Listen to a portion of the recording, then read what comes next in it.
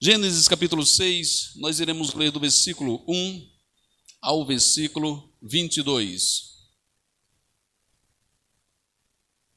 Esta é a quarta mensagem daquelas que serão um pouco mais de 30 dentro deste panorâmica bíblico que nós iremos assim discorrer nos próximos meses.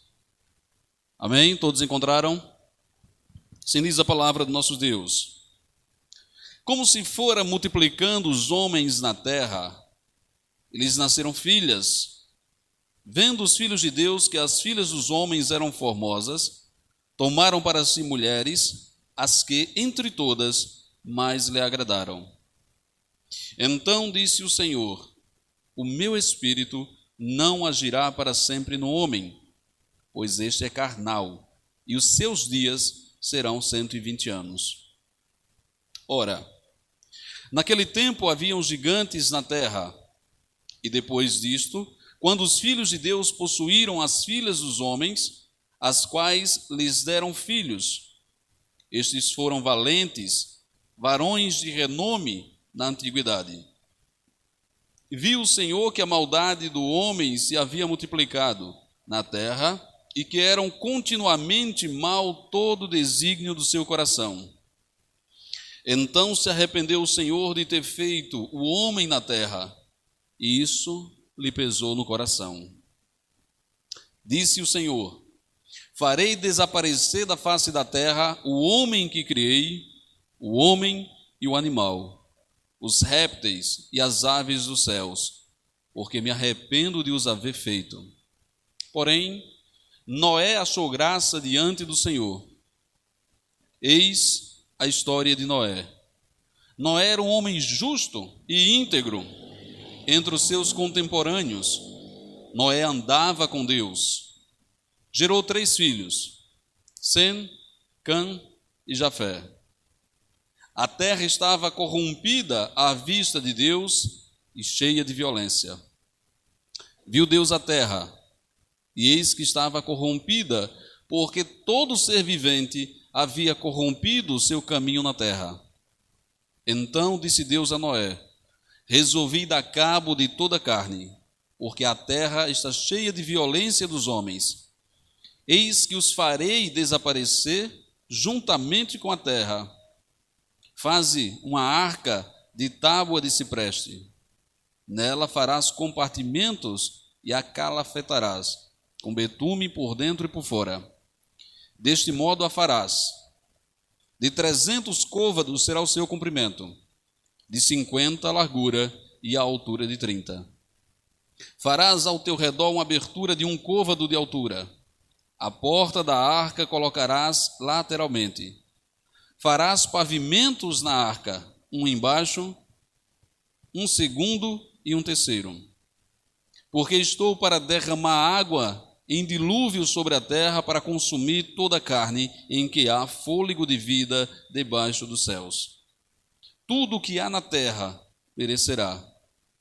Contigo, porém, estabelecerei a minha aliança. Entrarás na arca, tu e teus filhos, e tua mulher, e as mulheres de teus filhos. De tudo que vive, de toda a carne, 2 de cada espécie.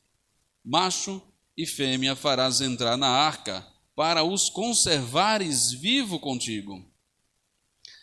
Das aves segundo as suas espécies, do gado segundo as suas espécies, de todo réptil da terra segundo as suas espécies, 2 de cada espécie virão a ti, para conservares em vida. Leva contigo de tudo que se come, ajunta-os contigo, ser-te-ão para alimento a ti e a eles. E assim fez Noé, consoante a tudo que Deus lhes ordenara. Amém? Curvemos nossas cabeças.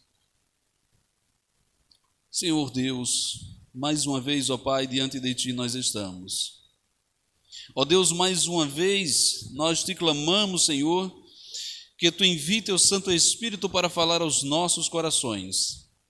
Ó Deus bendito, em Tuas mãos, ó Pai, nós te clamamos, que, Senhor, Tu venhas a nos encher neste momento que venhamos, ó Deus, a ter o entendimento da Tua palavra e assim possamos crescer de acordo com a Tua vontade. Reveste-nos, ó Pai, com Teu Santo Espírito neste momento. Não permita, Senhor, que nenhum de nós saiamos daqui hoje sem ouvir a Tua voz falar aos nossos corações. Isso é o que nós te pedimos e te agradecemos, em nome de Jesus. Amém. Meus amados irmãos, este capítulo das Escrituras, ele é um dos capítulos mais difíceis de nós interpretarmos. Ele tem passagens muito complexas, as quais, neste momento, nesta noite, nós não iremos nos adeter a estes pontos em particular, mas sim termos esta visão panorâmica de toda a Escritura, como foi a nossa proposta inicial. Os irmãos lembram que na semana passada nós vimos como Adão e Eva foram levados a desobedecer a Deus, seguindo as orientações de Satanás, a serpente, e atendendo aos desejos de seus corações de serem iguais a Deus. Com isso, tanto Adão como Eva e, de qualquer maneira, todos nós, pagamos com nossa vida pela nossa desobediência. Não apenas Adão e Eva pagaram com sua vida, mas toda a sua descendência até Cristo voltar, e isto inclui todos nós. Devemos lembrar que este acusador, que vem desde Gênesis capítulo 3, como vimos semana passada, esse que é chamado do pai da mentira, não será mais mencionado no livro de Gênesis. Contudo, suas ações são vistas ao longo de todo o livro. E nós ainda podemos ver as suas ações em nossa vida nos dias atuais. Ele, com suas hostes, neste capítulo em especial, estavam se esforçando para impedir o nascimento do Redentor prometido por Deus. Foi esse o propósito de Satanás ao longo de todo o Antigo Testamento, impedir que Deus cumprisse a sua promessa de enviar o seu Filho, o nosso Redentor. No Novo Testamento, vamos encontrar ele se esforçando para levar os homens novamente a mentirem e a desobedecerem a Deus, como por exemplo, no episódio de Atos capítulo 5, versículos de 1 a 11, com Ananias e Safira. E uma das ferramentas mais bem-sucedidas que ele usa é a condescendência. E como ele sabe usar esta ferramenta? Ele continua iludindo o povo de Deus, fazendo com que o povo abandone sua posição privilegiada de separação do pecado e de comunhão com Deus, levando-os a se corromperem e se afastarem do seu Criador. E vamos ver ele trabalhando e fazendo as mesmas coisas nos nossos dias. Ele continua levando o povo de Deus a não se preocupar com a palavra de Deus, e sim a se preocupar com diversas outras situações do cotidiano. Nós damos mais atenção a outras coisas que atendam aos nossos desejos, que levem-nos a uma satisfação temporal, e esquecemos de seguir a palavra de Deus, que sim é eterna. Por isso precisamos tomar cuidado. Este foi o plano de Satanás para derrotar o povo de Deus no tempo de Noé, afastá-los da palavra de Deus, trazer para sua mente todas aquelas outras coisas que poderiam lhe satisfazer de forma terrena e temporal, e assim despertando nas pessoas o desejo de sempre querer algo que elas não podem ter, de sempre ser alguém que elas não deveriam ser. Isto foi o que aconteceu aqui. Esse foi o mesmo plano que levou os filhos de Adão e Eva a se entregarem aos seus desejos, satisfazer todas as suas concupiscências e maldades que estavam em seu coração. E meus irmãos, quando nós olhamos este capítulo de Gênesis, nós vemos que ele foi muito bem sucedido em seus planos, em seus desejos. Quando nós olhamos com calma para este capítulo de Gênesis, nós vamos ver como o nosso acusador foi bem sucedido em seu plano. Apenas 8 pessoas na terra, apenas 8 pessoas não haviam se entregado aos seus desejos pecaminosos. Apenas 8 pessoas ainda tinham o desejo de serem salvas de seus pecados. Nós estamos falando da humanidade na terra. Apenas 8 pessoas ainda tinham a vontade de Deus como seu propósito principal. Os irmãos já imaginaram, se nós trouxéssemos para os nossos dias, quantas pessoas nos nossos dias na terra ainda têm no seu coração o desejo de servir a Deus independentemente de qualquer coisa? Essa é uma pergunta que deve ser martelada em nossa mente, porque a própria Escritura diz: quando vir o Filho do Homem, por acaso achará fé na terra? Ele não está falando de gerações futuras, nem passadas, não. Ele está falando de nós hoje. Se Cristo voltasse hoje, qual é a principal preocupação dos nossos corações hoje? Eu gostaria que cada um dos irmãos pensasse consigo mesmo e tirasse a sua própria conclusão. Se Cristo voltar hoje, o que é que tem tirado o teu sono? O que é que tem incomodado o irmão hoje? Será que nós estamos preocupados se vamos receber o salário no final do mês? Será que nós ainda estamos preocupados se a nossa empresa, se o mercado em que a gente trabalha vai fechar ou não, vai ter venda suficiente para que nós possamos ter o nosso alimento e o nosso pão? Será que nós ainda estamos tão preocupados se nós vamos ou não vamos adoecer com esse mal que está no nosso meio? Ou será que o principal objetivo do nosso coração ainda é a honra e a glória de Deus? É importante nós observarmos esse texto e pensarmos: será que Deus encontraria nos nossos dias, como nos tempos de Abraão, quando ele olhou para Sodoma e Gomorra, será que ele ainda encontraria 50 pessoas que o servia no mundo? Lembra quando ele olha para Sodoma e Gomorra, e aí Abraão intercede: Senhor, se tu encontrar ali 50 pessoas justas, tu ainda destruirias a cidade? Olha como interessante. Aqui em Gênesis capítulo 6, só haviam 8 pessoas. Em toda a terra, 8 pessoas que ainda serviam ao Senhor. Isso é importante nós pensarmos, porque o nosso inimigo continua a usar essa mesma artimanha em nossos dias. Ele continua a levar o povo de Deus a ter amizade com o mundo. Vamos ver isso, por exemplo, em Tiago, capítulo 4, versículo 4. A amar o mundo. Vemos isso em 1 João, capítulo 2, versículo 15. A conformar-se com o mundo. Romanos 12, versículo 2. Será que nós estamos inclusos, meus amados irmãos, nestes que estão nesta situação? Lembram o que nós vimos pela manhã na EBD? A palavra de Deus, ela é para nós. Ela tem que nos confrontar, ela tem que nos atingir, ela tem que nos chamar a atenção. Ela tem que martelar, que ecoar na nossa mente para que nós não sejamos enganados por este mundo, seduzidos pelo nosso coração.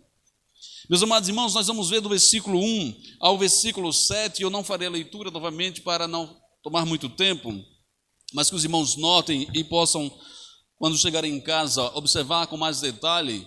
Do versículo 1 ao versículo 7, há uma narração do desgosto de Deus com a humanidade. Deus olha do céu para a terra e há no coração de Deus um desgosto. Deus não tem mais prazer quando ele vê os homens da época de Noé.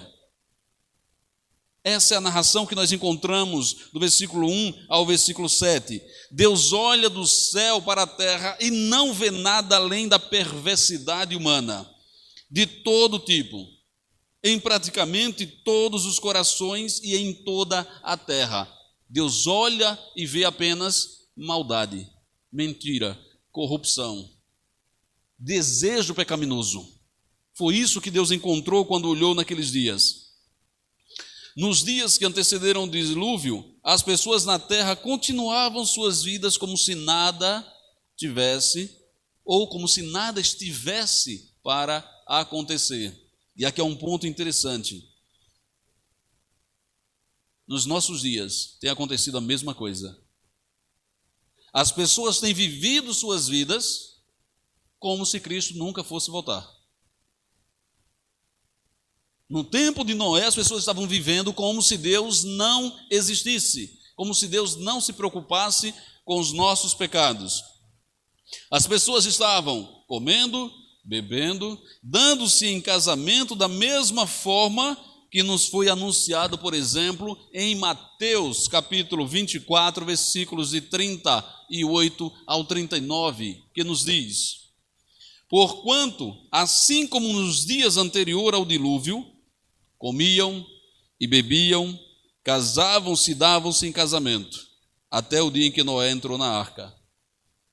E não o perceberam, senão quando veio o dilúvio e os levou a todos. Assim será também a vinda do Filho do Homem. Esse texto está falando sobre nós. Será que nós temos vivido nossa vida dessa maneira? Há um outro ponto para nós observarmos ainda no texto. Já havia se passado mais de um século que Noé estava construindo sua arca e nada ainda havia acontecido. Noé continuava avisando as pessoas a respeito do julgamento eminente que estava para acontecer, mas apenas sua própria família havia crido nele e confiado no Senhor. E um dia, sem mais aviso nenhum, Noé entra com sua família na arca, entra com ele os pares de animais, a porta da arca se fecha e vêm as chuvas. Detalhe, meus amados, ninguém acreditava, mas esse dia chegou. Por 40 dias choveu sobre a face da terra. Os irmãos de Bonito, eu creio que não sabem o que é realmente uma chuvada forte que dá uma enchente, a não ser alguns de algumas ruas aqui, que eu lembro que tem algumas ruas aqui que alagam bastante.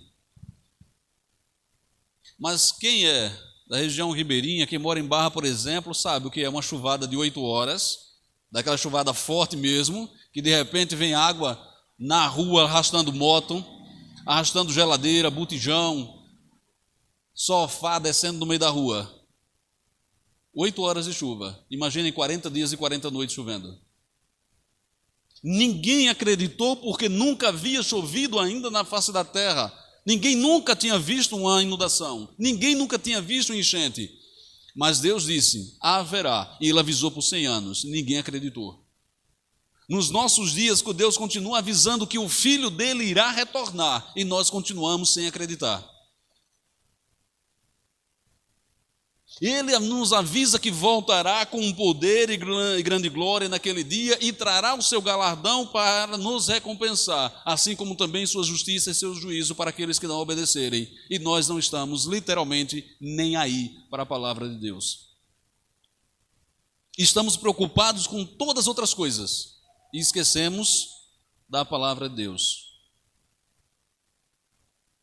O escritor aos Colossenses, como nós vimos algumas semanas, na quarta, é eminente quando ele nos diz: buscai primeiro as coisas que são do alto, onde Cristo está sentado à destra de Deus. E nós fazemos tudo. Se sobrar tempo, a gente dedica alguma coisa que sobrar para a honra e a glória do Senhor. Fazemos a preparação do nosso dia, se der tempo, a gente ler a palavra.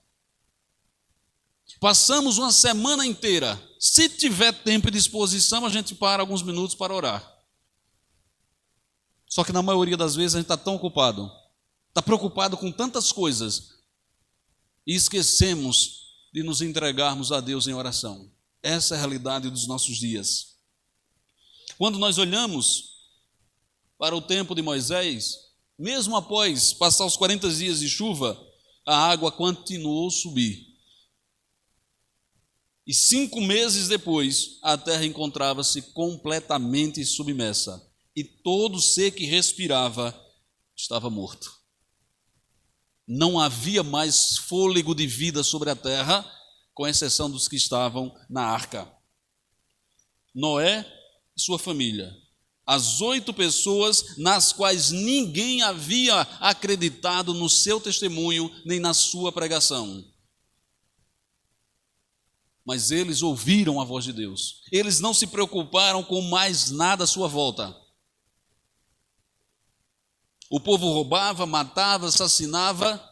Muitos perdiam suas vidas, porque nós sabemos que Abel não foi o único a morrer pelas mãos de Caim. Mas depois disso, o assassinato se espalhava. Pessoas inocentes sendo mortas, sendo violentadas, como nós vimos em Sodoma e Gomorra com o relato bíblico. E as pessoas estavam, como nos nossos dias, mais preocupadas com as questões sociais do que com a salvação do reino de Deus, com a salvação da alma humana.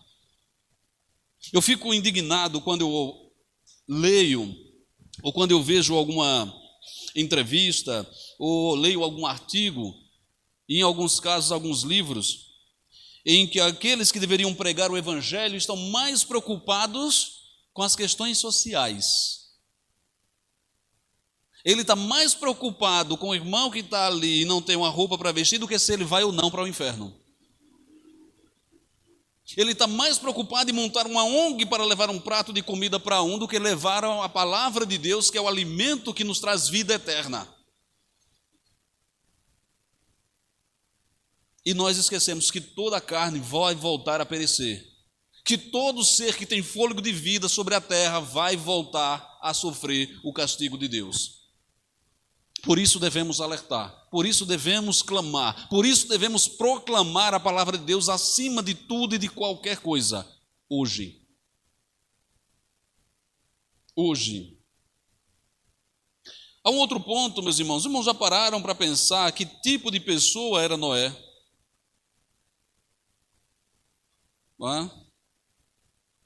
O versículo 9 diz: eis a história de Noé.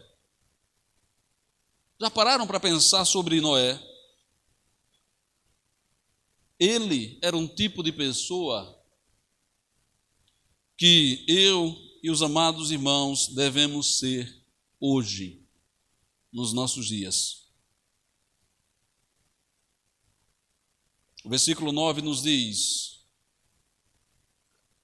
Noé era homem justo e íntegro entre os seus conterrâneos. Noé andava com Deus. Justo, íntegro, que andava com Deus. Hoje nós encontramos pessoas justas, talvez alguns íntegros, mas será que encontramos realmente pessoas que andam com Deus? Vamos ver dos versículos 8 ao 10, a graça de Deus também sobre Noé. 8 a 10, vamos ler poucos versículos. Porém, Noé achou graça diante do Senhor, e eis a história de Noé. Noé era homem justo e íntegro entre os seus conterrâneos.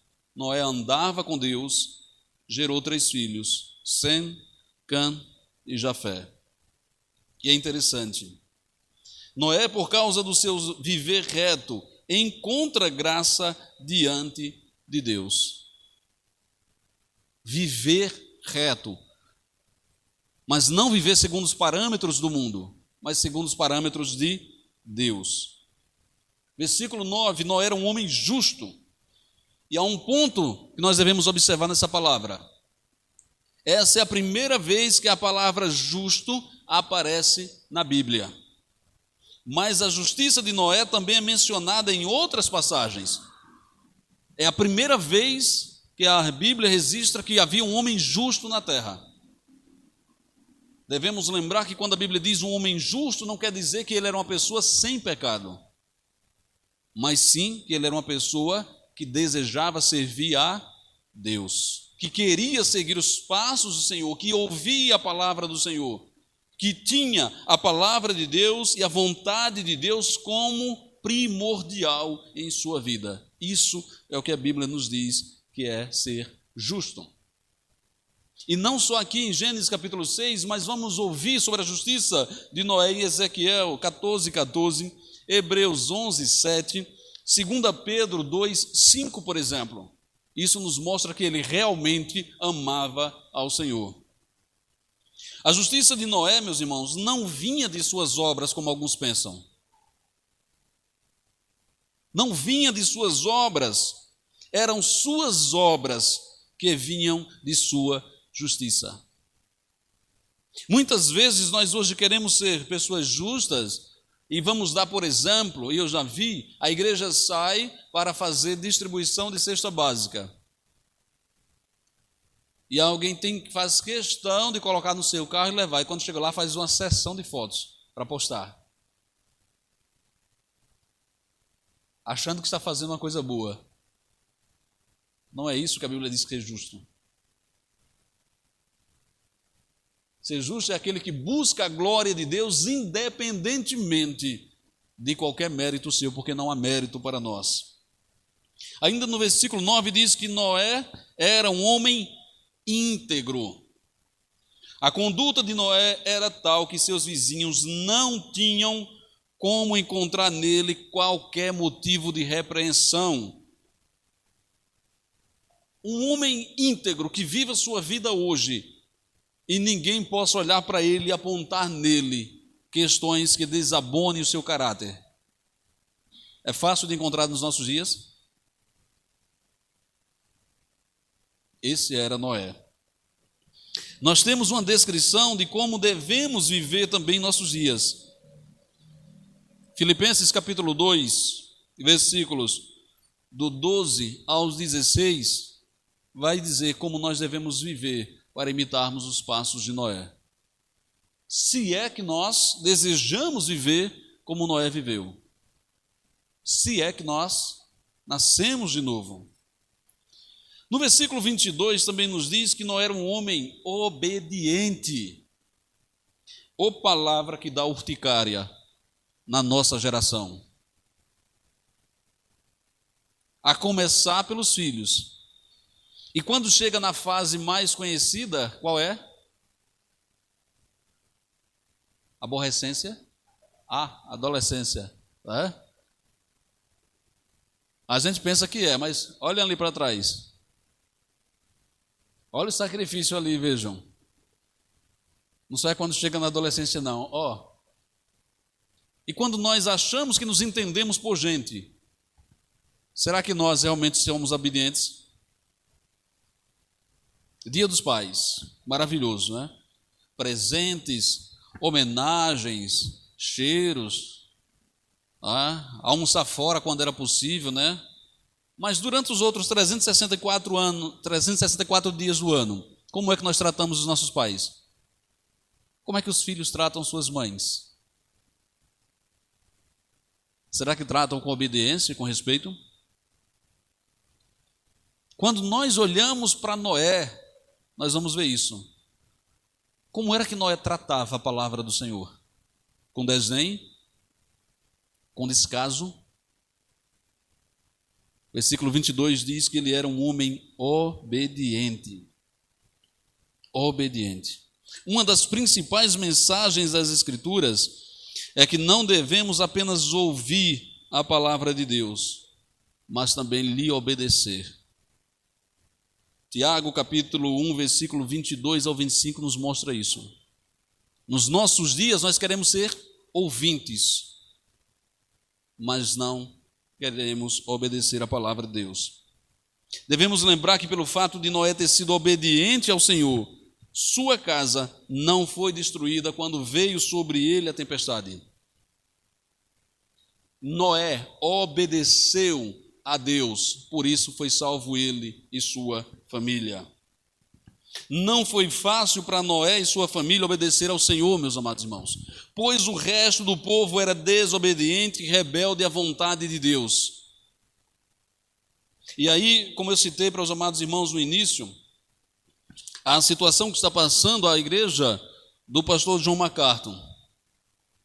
E aí eu vi alguns pastores no Brasil criticando, outros elogiando. E aí eu me pergunto, e nós? Se nós ouvíssemos ou tivéssemos sobre nós uma autoridade dizendo para nós virmos à igreja, mas a gente não pode louvar ao Senhor. Ou em alguns estados em que as pessoas foram presas dentro de casa por estarem louvando a Deus. A família dentro de casa estava entoando cultos de louvor a Deus e a polícia para na frente para intimidar e para prender porque estavam louvando a Deus. No nosso país hoje, o que é que nós faríamos? Quantas igrejas ainda estariam abertas? Quantas pessoas ainda ousariam levantar a sua voz e entoar louvores a Deus hoje? Embora a minha pergunta ela seja retórica, ou seja, os irmãos não devem responder, mas sim pensar, os amados irmãos estão dispostos hoje a obedecer a Deus e não os homens, em servir ao Senhor e não os homens? Lembrem-se, a palavra de Deus nos diz que nós devemos obedecer às autoridades, está correto. Mas quando elas ultrapassam a sua esfera e querem entrar nas questões espirituais, temos a obrigação de servir primeiro a Deus. Isso é interessante porque nós vemos, por exemplo, projetos de lei no nosso país que até pouco tempo queria obrigar as igrejas a realizarem casamentos homossexuais e coisas do gênero. Por isso nós olhamos na época de Noé e vemos que não era tão diferente dos nossos dias. Imaginem num mundo corrompido apenas 8 pessoas que iriam servir ao Senhor. Como eram tratados essas pessoas? Nós temos a visão muitas vezes e queremos fantasiar, achando que essas pessoas tinham uma vida maravilhosa, mas não é isso que a Escritura nos mostra. Eles eram zombados, eles eram criticados, eles eram açoitados,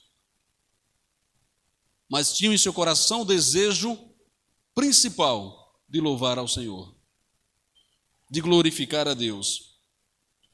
A vida de fé e obediência é comparada, meus irmãos, nas Escrituras, com uma caminhada que começa com um primeiro passo: crer em Jesus Cristo como nosso Senhor e Salvador. Esse é o primeiro passo que nós vamos dar. Esse passo de fé conduz a uma jornada diária, um passo de cada vez, à medida que o Senhor vai nos guiando através de sua palavra. Ele diz que devemos andar em amor. Efésios capítulo 5, versículo 2 nos mostra isso. Andar como filhos da luz. Versículo 8. Andar no Espírito, Gálatas 5,16. E andar prudentemente em Efésios capítulo 5, versículo 15. Um passo de cada vez, um dia de cada vez, andando com o Senhor, e Ele nos conduz à sua vontade, e nos abençoa, e nos salvará no dia da tribulação que está por vir. Não nos esqueçamos, o julgamento final está sobre nós, e há de vir a qualquer momento sobre nós. Vamos ver do versículo 11 ao versículo 22 a orientação de Deus para Moisés.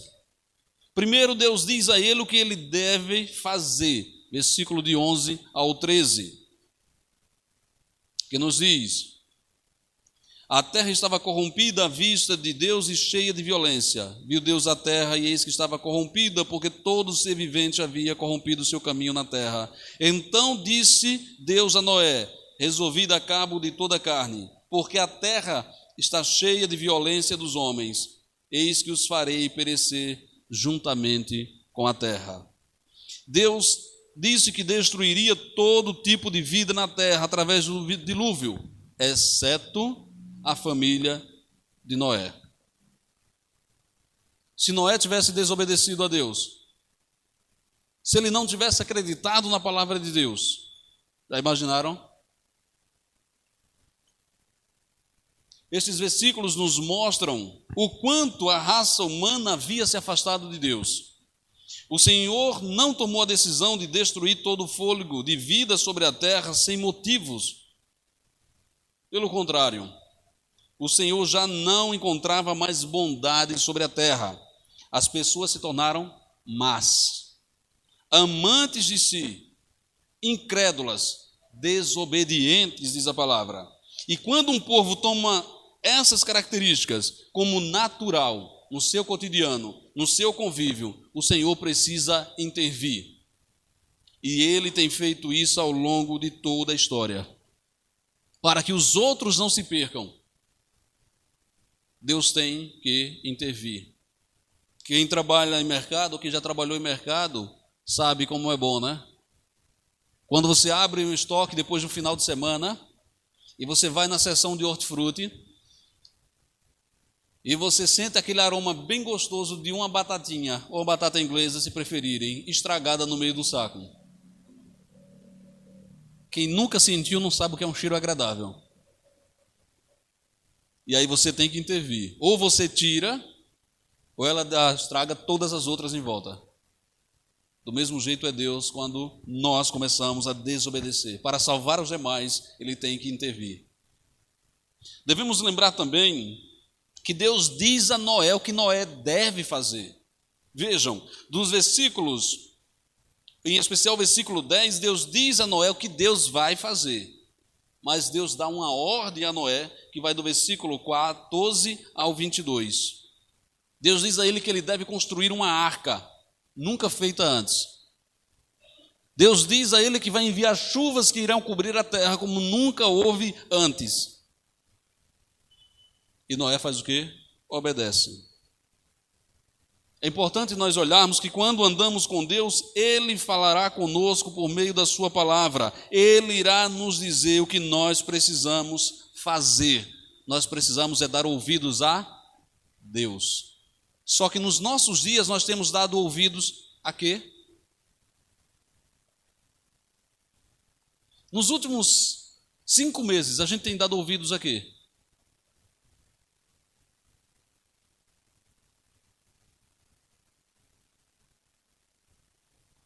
É importante nós observarmos. É para os nossos dias. É para nós. É para nós. Não devemos esquecer que Noé deu ouvidos ao Senhor. Por isso ele foi salvo. Foi isso que aconteceu com Noé. Ele andava com Deus e Deus falou com ele como ele deveria proceder para salvar a si mesmo e a sua família.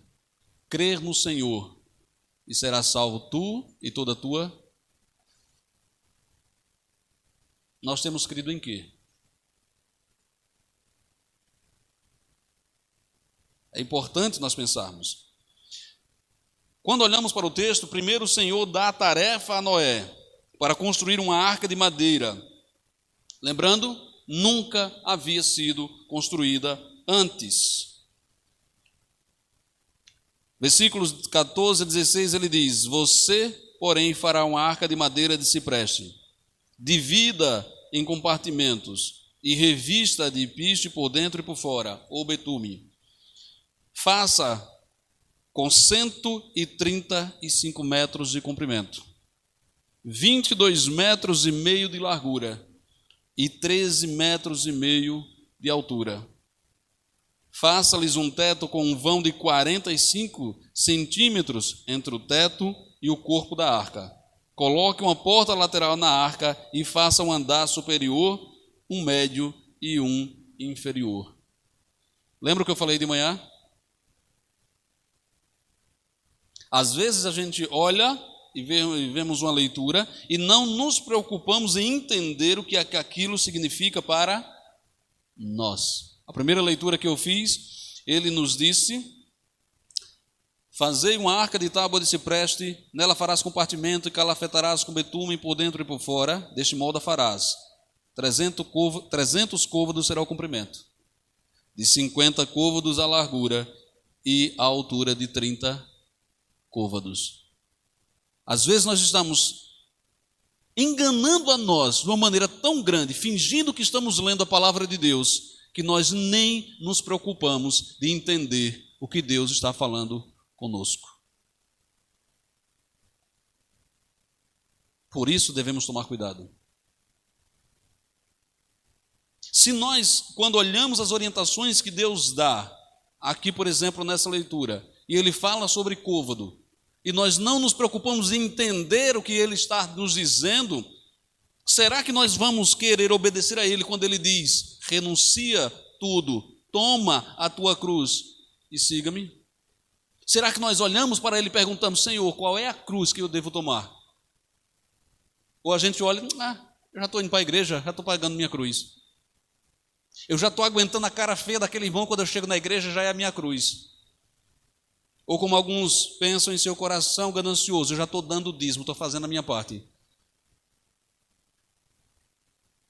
Devemos tomar cuidado para nós não sermos dessa maneira superficiais e continuarmos fingindo que estamos lendo a palavra de Deus e chegar naquele dia, o Senhor olhar para nós e dizer, não vos conheço.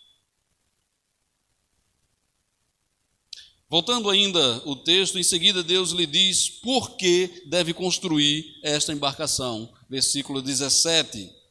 Eis que vou trazer água sobre a terra, o dilúvio para destruir debaixo dos céus toda criatura que tem fôlego de vida. Tudo que há na terra perecerá. Meus irmãos, Cristo disse que vai retornar. Muito em breve Ele vai retornar. E quando Ele vir, Ele trará agora toda a justiça de Deus sobre a terra. Nós temos acreditado? Ou assim como no tempo de Noé, nós continuamos pensando que é uma fantasia, porque ninguém nunca viu os céus abertos. E Cristo disse que quando voltar, os céus como nós conhecemos se desenrolará. E toda a matéria existente, tudo que nós vemos na nossa realidade se desintegrará. Como nós nunca vimos, nós não acreditamos. Se essa for a nossa realidade, nós vamos perecer como os homens no tempo de Noé. E gostaria, meus irmãos, de concluir essa nossa breve e superficial mensagem nessa passagem das Escrituras com um versículo que, a meu ver, é o mais importante deste capítulo, que é o versículo de número 18, que nos diz: contigo, porém, estabelecerei a minha aliança, entrarás na arca, tu e teus filhos, a tua mulher e as mulheres de teus filhos. Até então, os homens só haviam desobedecido a Deus, cometido todas as abominações que se poderiam imaginar, desta forma se tornando cada vez mais distantes de Deus. Quando lemos nas Escrituras, nós vemos que é verdade que existiam alguns poucos homens que serviram ao Senhor antes de Noé. Essa é a primeira vez também que a palavra aliança ela é usada na Bíblia. Neste versículo encontramos Deus se comprometendo com sua criação caída. Deus está se comprometendo conosco, com cada um de nós. É assim que nós devemos entender o texto. Cada um de nós. O Senhor está fazendo um compromisso, um acordo, uma aliança com cada um dos amados irmãos. Nós somos os descendentes de Noé. Então a aliança que Deus fez com ele é para nós, se nós obedecermos. Porque isso implica em um compromisso firmado, onde Deus estaria obrigado por amor a si, não por amor a nós, mas por amor a si mesmo, a cumprir com a sua palavra. E Deus cumpre com sua palavra. Ele sempre cumpriu e ele sempre irá cumprir. Em Gênesis 3,15, Deus está julgando e dando uma sentença condenatória que seria cumprida no futuro, como nós vimos semana passada.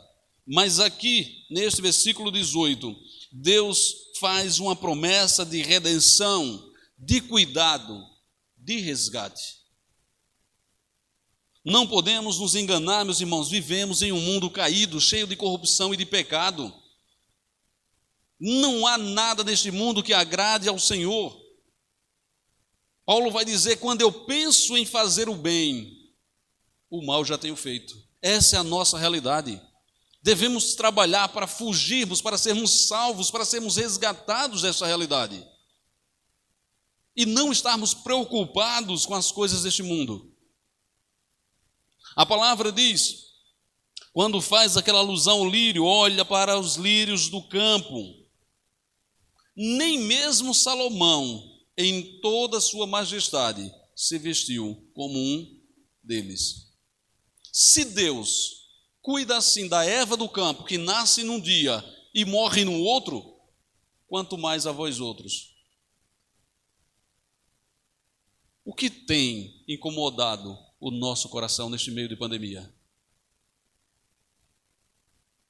Nós estamos preocupados quando nós olhamos o Jornal Nacional e vemos o relatório de pessoas, morreram 1.000 pessoas neste dia com coronavírus. Ou nós estamos preocupados quantas pessoas estão morrendo hoje sem conhecer a Cristo Jesus. Essa é a nossa preocupação. Nós estamos mais preocupados com questões secundárias do que com a palavra de Deus. 280.000 pessoas aproximadamente morrem todos os dias no mundo.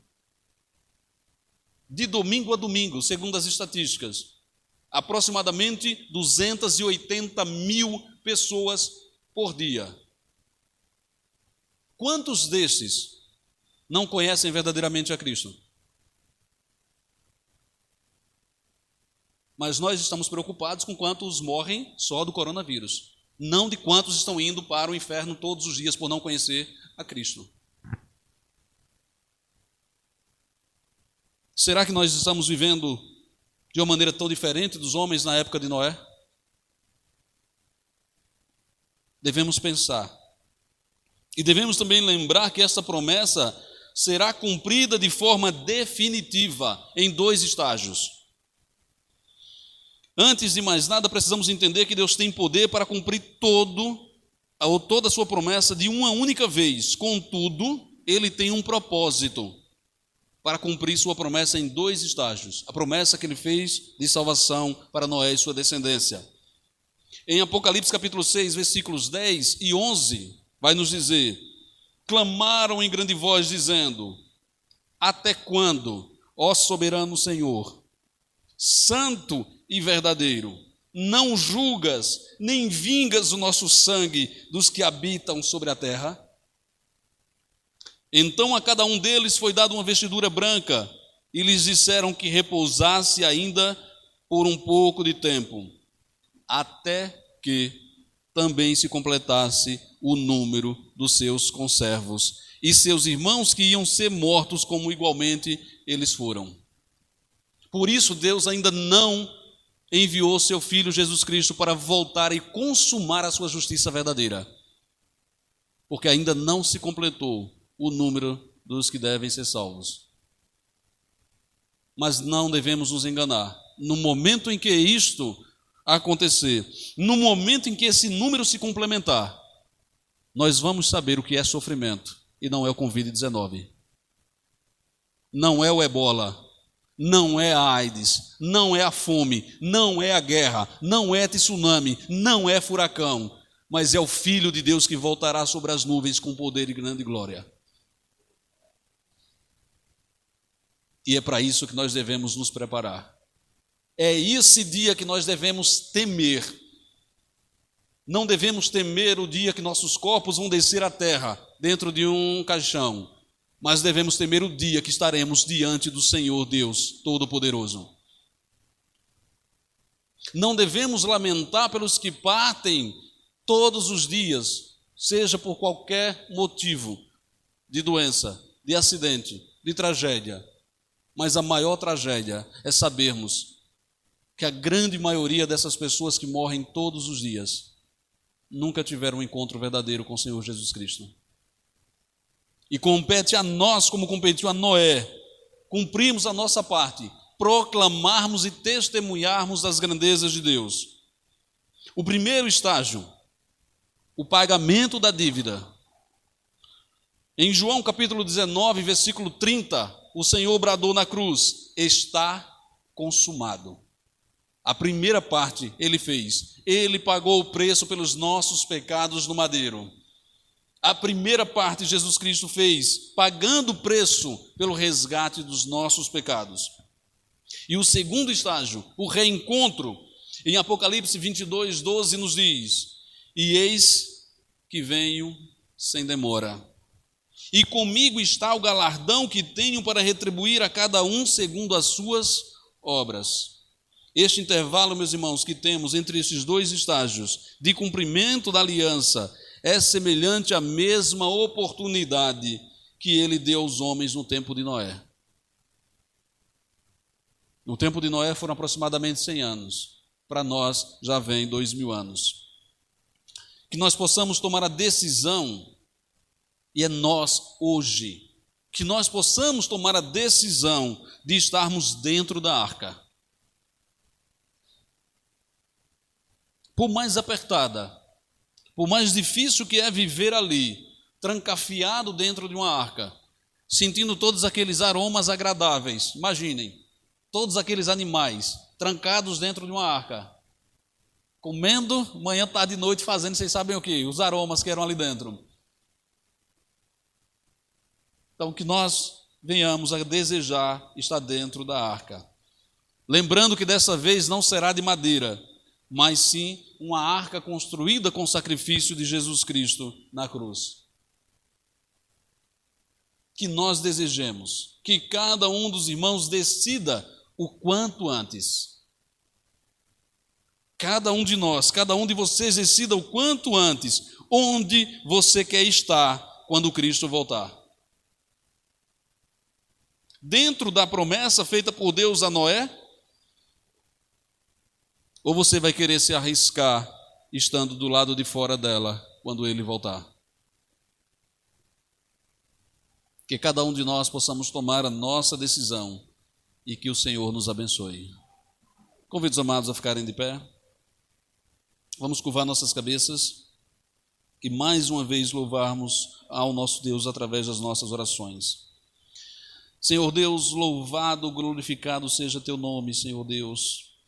Ó Pai, nós te louvamos pela tua palavra lida e explicada nesta noite. E mais uma vez te clamamos, ó Deus, que ela fale aos nossos corações, que ela ecoe em nossa mente, que ela transforme a nossa mentalidade e que o teu nome seja glorificado através das nossas vidas, Senhor.